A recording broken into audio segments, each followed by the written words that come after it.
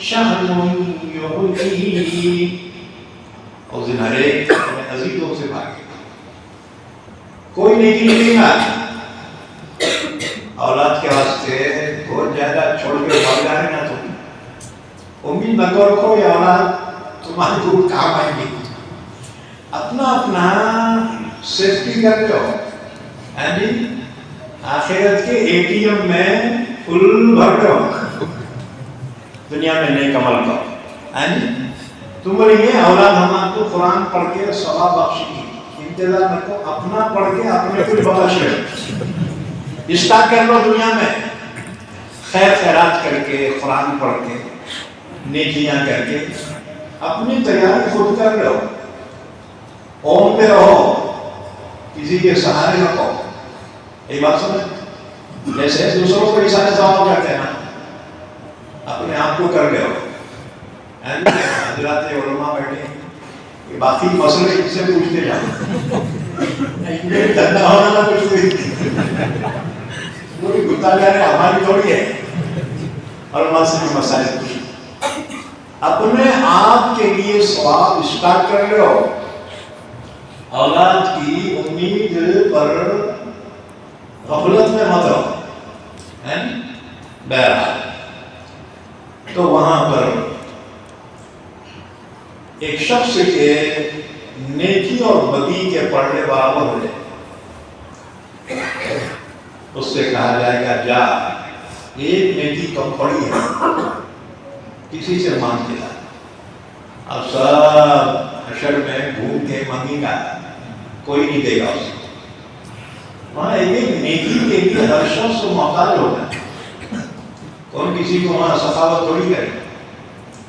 اچھا جی، گھومتے گھومتے ایک شخص ملے گا اس کو، وہ پوچھیں گے بھائی کہیں کو پریشان ہے؟ انہوں نے بولی کہاں میرا نیکی کا پڑھ رہا، اگر یہ بھی نیکی اگر مل جائے نا جھک جاتا میں جنتی ہو جاتا. سب سے نگرا کوئی بھی نہیں دے رہا. وہ کہے گا تو بھی کیا نام لے گا، میں دیتا ہوں تیرے کو، ایک نیکی میں دیتا ہوں. دینے والا کون ہوگا؟ پوری زندگی میں بس ایک ہی نیکی اس کے پاس ہوگی، دوسرے کوئی اچھے کام کرا نہیں. ایک نیکی ہوگی، وہ کہے گا جب ایک نیکی کم پڑی تو تیرا کام نہیں ہوا، میری زندگی کی صرف ایک ہی نیکی ہے، چل تیرے کام آتی ہے تو میں تیرے کو دے دیتا. اب وہ نیکی لے کر آئے گا اور پیش کرے گا. وہ نیکی کے پڑھنے میں ڈالتے ہی پڑھنا جو لے گا. اس پہ جو وزن کرنے والا فرشتہ ہے نا، انہیں اعلان کرے گا فلاں ابن فلاں جنتی ہو گیا. وہ تو خوش ہو جائے. اللہ فرمائے گا اس کو ادھر لاؤ میرے پاس. اللہ کے حضور پیشی ہوگی. اللہ فرمائے گا کیوں ہے یہاں حشر میں تیرے کو نیکی دیا کون ہے؟ وہ سخی. ہر ایک یہاں نیکی کو محتاج ہے، تیرے کو نیکی دیا کون؟ لا اس کو پکڑ نہیں پکڑ کے اس کو. اللہ فرمائے گا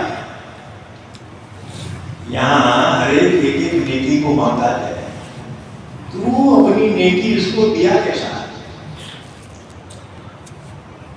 حالانکہ سخاوت کو میں نے پیدا کیا، اب تو میرے سے بڑھ کر سخی بن رہا نیکیاں بانٹتے پھر رہا ہے.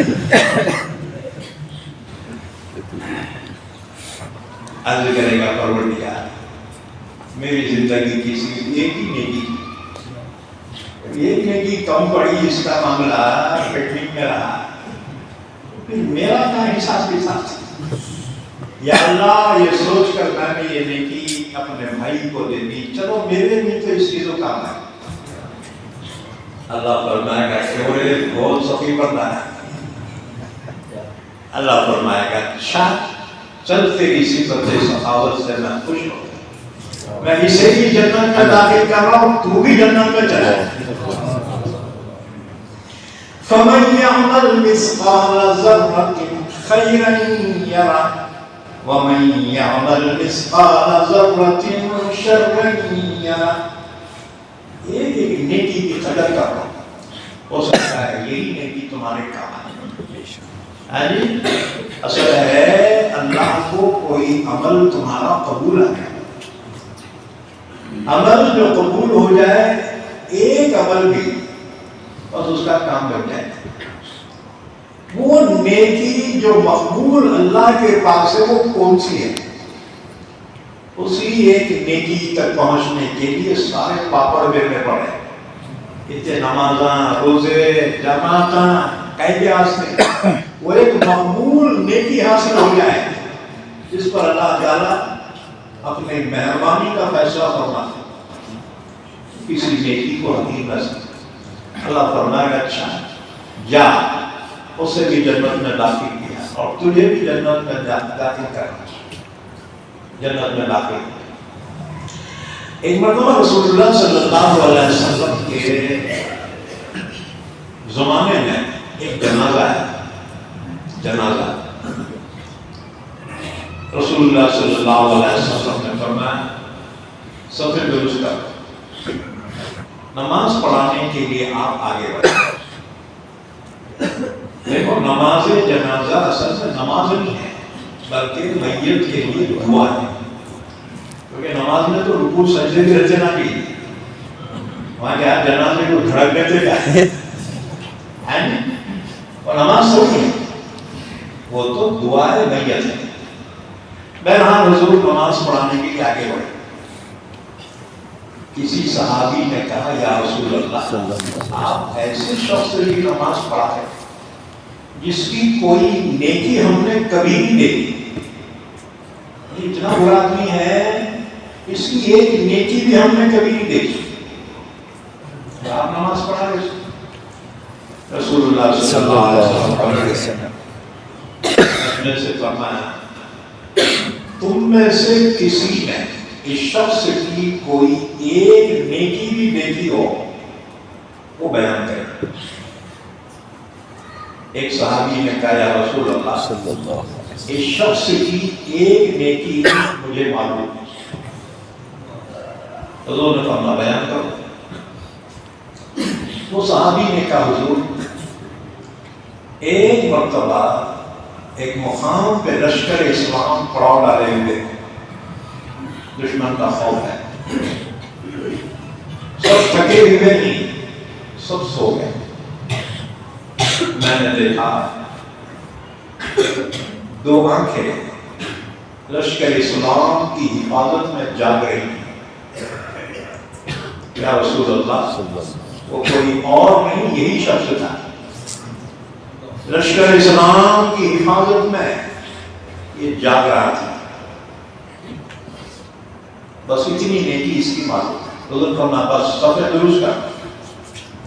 آپ نے اس کی نماز جنازہ پڑھی. غور کرو زندگی میں ایک ہی نہیں.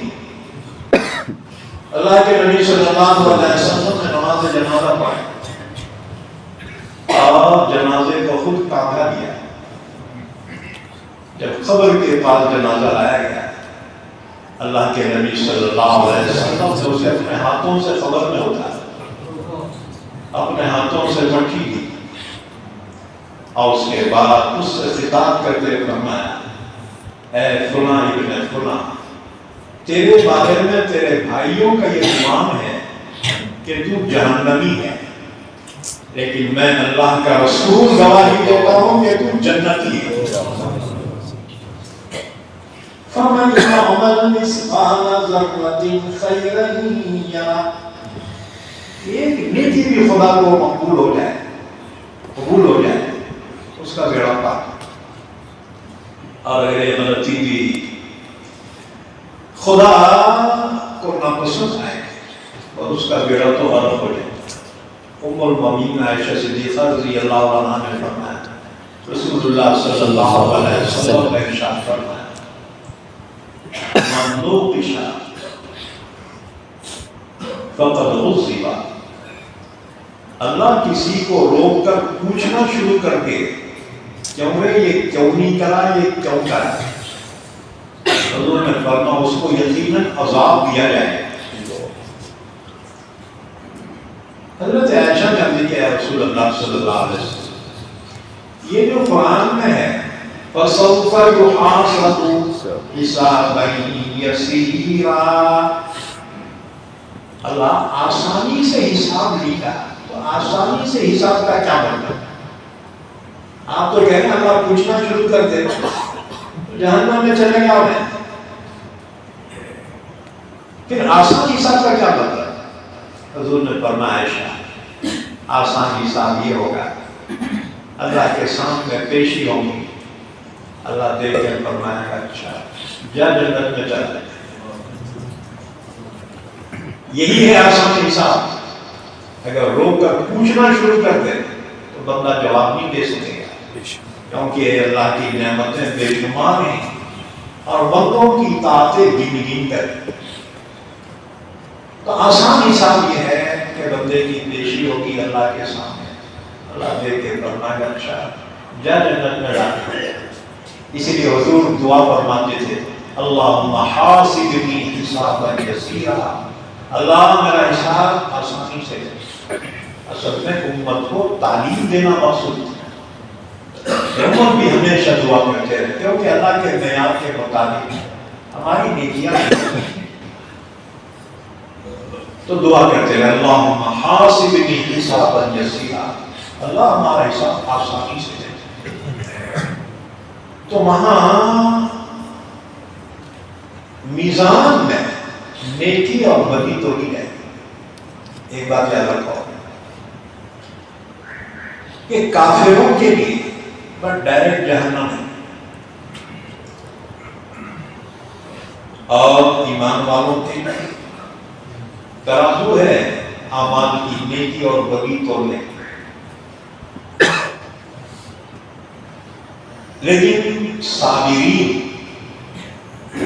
بلا حساب کتاب کے جنت میں داخل ہو جائے، صبر کرنے والوں سے حساب نہیں ہوگا۔ رسول اللہ صلی اللہ علیہ وسلم نے فرمایا کہ میدان حشر میں حساب کتاب سے پہلے اللہ کی جانب سے ایک منادی ندا دے گا کہ صابرین کہاں ہیں؟ دنیا میں بہت تکلیفیں اٹھائیں، ہم بھی اٹھا لینا، ہر آنے والا ہم پہ ظلم نہیں کر رہا، ہر بننے والا قانون ہمارے لیے ظلم ہی ہے۔ تم سوچتے ہیں اللہ کتنا صبر کرنا، سنو صبر کرنے والوں کا اجر کیا ہے۔ اللہ نے فرمایا انما یوفی الصابرون اجرهم بغیر حساب،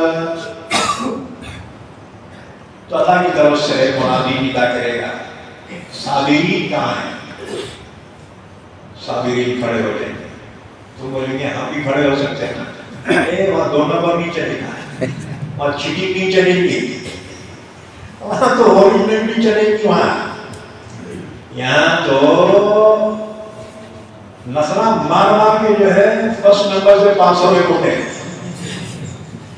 چیٹنگ، وہاں چیٹنگ نہیں چلیں گی، جو اوریجنل ہوگا وہی، جو دل میں ہوگا وہی زبان سے ہوگا، جو عمل میں ہوگا وہی ہوگا، وہاں چال بازی نہیں چلے۔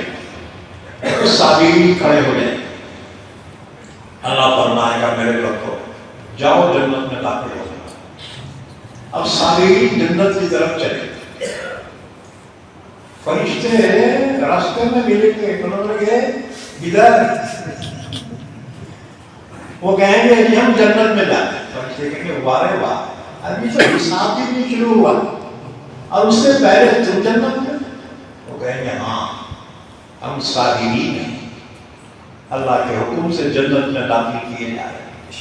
فرشتے کہیں گے اچھا صابرین ہو تو پھر جنت میں چلے جاؤ، فادخلوها خالدین، جاؤ جنت میں، تمہاری خوش نصیبی ہے، جاؤ جنت۔ اللہ نے فرمایا انما یوفی الصابرون اجرهم بغیر حساب، صبر کرنے والوں کو اللہ جو اجر عطا فرمائے بلا حساب کے۔ صابرین جب جنت میں جا چکے اس کے بعد اللہ حساب کتاب شروع کرے گا۔ اس وقت اہل محشر صابرین کے اجر کو مقام کو دیکھ کر تمنا کریں گے کاش کہ دنیا میں خینچیوں سے ہماری چمڑیاں کاٹ دی جاتی اور ہم صبر کرتے تو آج اللہ یہ مقام عطا کرتا۔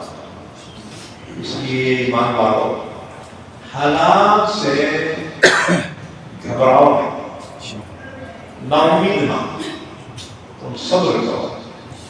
اللہ کے یہاں صبر کرنے والوں کے لیے بہت بڑا ہے، اور سب سے بڑی خوشخبری ہے ان اللہ مع الصابرین، اللہ صبر کرنے والوں کے ساتھ ہے، یعنی اللہ کی مدد صبر کرنے والوں کے ساتھ۔ اس کے بعد تو فرمایا مالک یوم الدین، روز جزا کا مالک ہے، یعنی دنیا میں بندوں کو جو تھوڑا سا اختیار دیا تھا میدان حشر میں وہ اختیار بھی چھین لے گا۔ بندوں میں دنیا میں اختیار تھا تھوڑا سا، لیکن آخرت میں مالک یوم الدین، روز جزا کا مالک ہے، مختار اللہ ہے۔ یہ دنیا میں تھوڑا سا اختیار جو دیا تھا وہاں وہ اختیار بھی چھین لے گا۔ چنانچہ کسی کی مجاملی ہوگی وہاں کیوں چلا گیا یوم یقوم الروح والملائکۃ صفا لا يتكلمون الا من اذن له الرحمن وقال صوابا۔ فرشتے صفے باندھے ہوئے، ہاتھ باندھے ہوئے، نگاہیں جھکی ہوئی، سر سر کانپ رہے ہیں۔ روح الامین جبرائیل بھی اللہ کے حضور کانپ رہے ہیں، مجال نہیں ہوگی چوں کرنے بات کرنے۔ اللہ سب کے اختیار چھین لے اپنی قدرت کا مظاہرہ کرنے کے لیے۔ یوم یقوم الروح والملائکۃ صفا لا يتكلمون الا من اذن له الرحمن وقال صوابا۔ رحمان جس کو اجازت دے گا بات کرنے کی وہی بات کر سکتے۔ انبیاء، فرشتے، اولیاء، علماء سفارش کریں گے لیکن اللہ کے حکم سے۔ لمن اذن له الرحمن، اللہ جسے اجازت دیتا۔ دوسری جگہ فرمایا من ذا الذی یشفع عنده الا باذنہ، کون ہے جو اللہ کے حکم کے بغیر سفارش کر سکے؟ ہاں اللہ جسے اجازت دیتا وہی نبی سفارش کرے گا، انبیاء سفارش کرے گا، فرشتے سفارش کرے گا، اور اسی طرح سے علماء سفارش کرے گا، صلحاء یعنی اولیاء کرام بھی سفارش کرے گا، لیکن اللہ کے حکم سے، اللہ کے حکم کے بغیر۔ تو کامل اختیار آخرت میں صرف اللہ ہی کے لیے ہوگا، باقی اختیارات سب کے چھین لیے جائیں گے۔ اسی کو فرمایا مالک یوم الدین، روز جزا کا مالک ہے۔ اچھا، یہی ہمارا عقیدہ ہے۔ دیکھو ایمان کے 3 اصول ہیں، ان میں سے ایک کا بھی انکار کرتے تو وہ کافر ہو جاتا ہے۔ نمبر 1 ایمان باللہ، اللہ پر ایمان۔ نمبر 2 ایمان برسالت، انبیاء کرام پر ایمان۔ اور نمبر 3 ایمان بالآخرت، آخرت پر ایمان۔ آخرت پر آس ہے، ایک دن دوبارہ ضرور اللہ زندہ کرے گا اور حساب کتاب لے گا۔ کافر کہتے تھے کہ دوبارہ زندہ کیسے کرے گا؟ اَإِذَا مِتْنَا وَكُنَّا تُرَابًا وَعِظَامًا، جب ہم مر جاتے ہیں قبر میں ڈال دیتے تو ہماری ہڈیاں بودا بودا ہو جاتی ہیں، پٹی پٹی ہو جاتی ہے، اللہ دوبارہ کیسا زندہ کرے؟ چنانچہ امیہ بن خلف قرآن قبرستان کی مردے کی ہڈی دیکھ رہا ہے،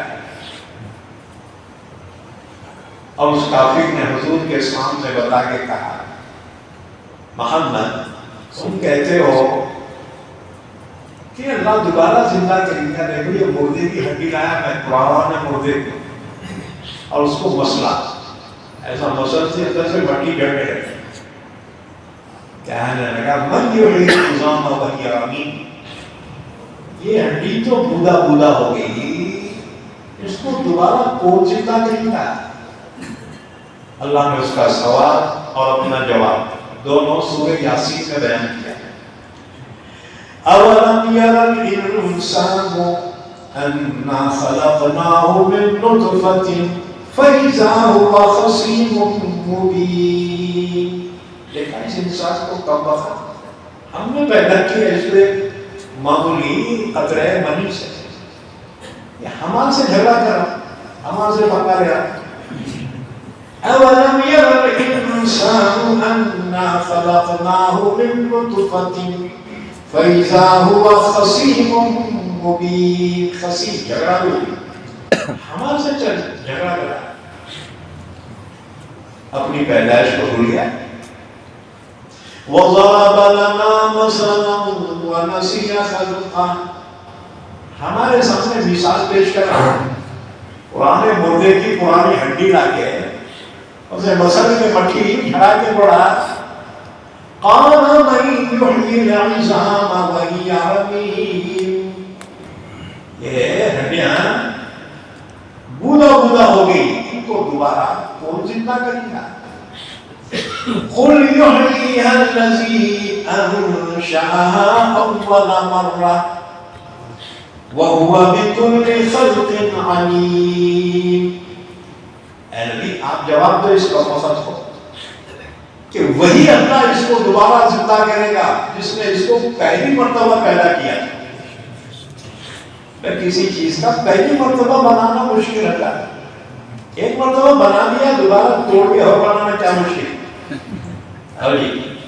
قل یحییہا الذی انشأہا اول مرہ، وہی اللہ اس کو دوبارہ زندہ کرے گا جس نے اس کو پہلی مرتبہ پیدا کیا۔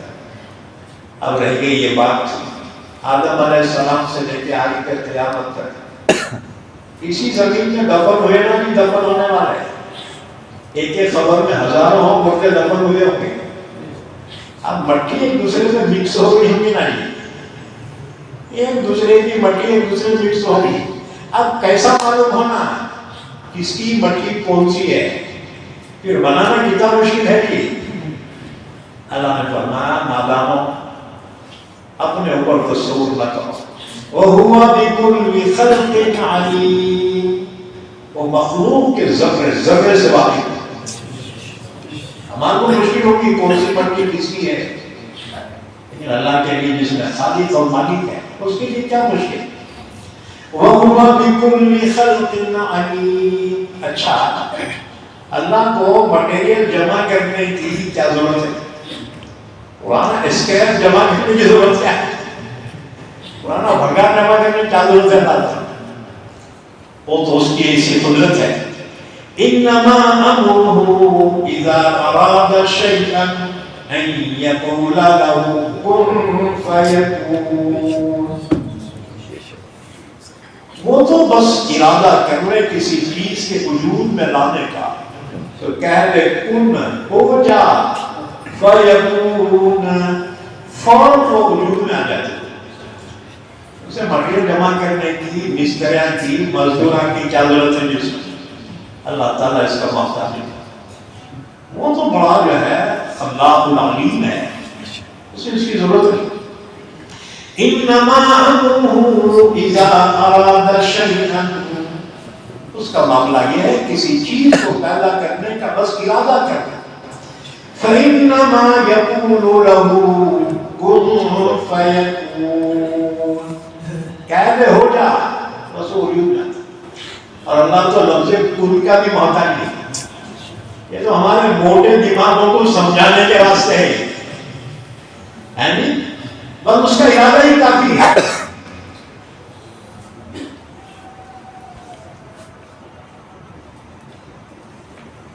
کن فیکون، تو آخرت کا عقیدہ یہ اصول ایمان میں سے، ان تینوں میں سے کسی ایک کا بھی انکار کر دے تو وہ کافر ہو جاتا. اچھا، عقیدہ آخرت ہم نے بیان کیا قرآن اور حدیث کے روشنی. اب سنو دوسرے لوگوں کا کیا خیال. ہندوستان کی مشہور مشرک قوموں کا عقیدہ یہ ہے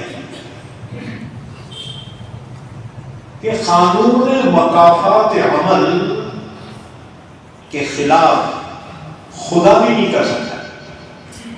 یعنی ان کا عقیدہ یہ ہے مشرکوں کا کہ خدا کو انصاف کرنا ہی کرنا ہے، نیک کو انعام دینا لازم ہے اور بد کو سزا دینا لازم ہے. اس کے بعد چل کر ان میں ایک عقیدہ اور پیدا ہوا، وہ عقیدہ ہے آواگمن. آواگمن اسے تناسخ کہتے ہیں. وہ کہتے ہیں کہ حساب کتاب ہوگا لیکن دنیا میں کیوں گا. ان کا عقیدہ یہ ہے اگر کوئی برا کام کرا اور مر گیا، اس کے بعد وہ کوئی برا جانور بن کے پھر دوبارہ پیدا ہوتا ہے، یعنی پنرجنم کا عقیدہ ہے کافروں کا. اور اگر کوئی اچھا کام کرانا، کوئی اچھا جانور، اچھا پرندہ اور دوسرے جنم میں ہوتا ہے. ایسے کئی جنم انسان لیتا ہے. اللہ نے فرمایا ہرگز نہیں، اللہ تعالیٰ پر کوئی چیز لازم نہیں ہے کیونکہ مالک یوم الدین، وہ کسی قانون کا محتاج یا پابند نہیں ہے، وہ تو مالک مختار ہے. وہ جس طرح چاہے سزا دے یا جزا دے، اسے کامل اختیار. کوئی سے پوچھ نہیں سکتا کیا جی ان کو جنت میں داخل کرے، میرے پہ کیوں ظلم، میرے کو جہنم میں کیوں. لا يسأل عما يفعل لا يسأل عما يفعل وهم يسألون. اللہ سب سے پوچھے گا، اللہ سے کوئی پوچھ نہیں سکتا ایسا کیوں کرا، ایسا کیوں نہیں کرا. وہاں تو آرڈر ہے. پھر بھی فرمایا اللہ تعالیٰ اننی انا الغفور الرحیم، بندو میں ہی تو ہوں معاف کرنے والا، رحم کرنے والا. لیکن رحم کے بھروسے پہ تو مستی میں مت آؤ. وَأَنَّ عَذَابِي هُوَ الْعَذَابُ الْأَلِيمُ، میری سزا بھی بڑی دردناک ہے. اسی لیے حضور نے فرمایا ایمان دو چیزوں کے درمیان، الایمان بین الخوف والرجاء. خوف بھی ہو اللہ کی عذاب کا اور امید بھی ہو اللہ کی رحمت کی. قل یا عبادی الذین اسرفوا علی انفسهم لا تقنطوا من رحمت اللہ ان اللہ یغفر الذنوب جميعا انہ هو الغفور الرحیم. اے نبی صلی اللہ علیہ وسلم میرے گنہگار بندوں سے کہہ دو جنہوں نے اپنے آپ پہ ظلم کر لیا کہ اللہ کی رحمت سے نا امید نہ ہونا. بے شک اللہ ہی تو ہے معاف کرنے والا، رحم کرنے والا. لا تقنطوا من رحمت اللہ، تو امید بھی اللہ سے رکھے کہ اللہ معاف کرے گا اور خوف بھی رکھے. تو دونوں کے درمیان ہے ایمان. اتنا خوف بھی نہ رکھے کہ اللہ کی رحمت سے مایوس ہو جائے، اتنی امید بھی نہ رکھے کہ خدا کی نافرمانی کرتے رہے.